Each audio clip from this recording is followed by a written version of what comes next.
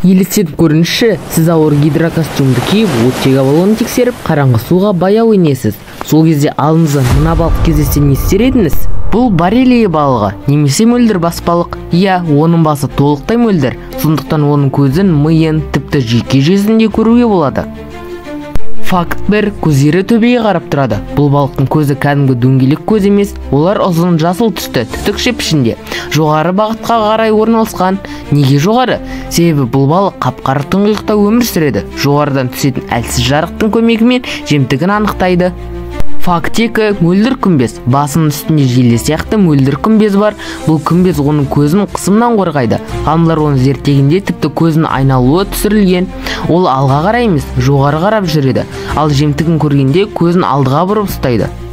Факт 3. 600-800 метр тереңдікте өмір сүреді.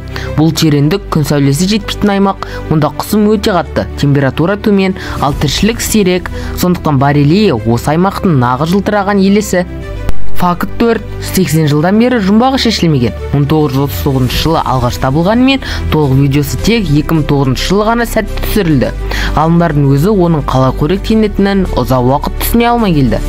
Факт 5. Қоректену әдісі ерекше. Бұл балық медузалар арасында баяу жүріп өтеді. Жемтігін тіршілік иелерін медуза жіптерін зақымдамай ұстап алады. Басы мөлдір болғандықтан медузаның уы оған әсер етпейді. Басы мөлдір, көзі төбеде, ал тіршілігі түнек пен тыныштықта өтеді. Теңіз қараңғылығындағы бұл балық жасырын әрі ерекше жаратылыстардың бірі.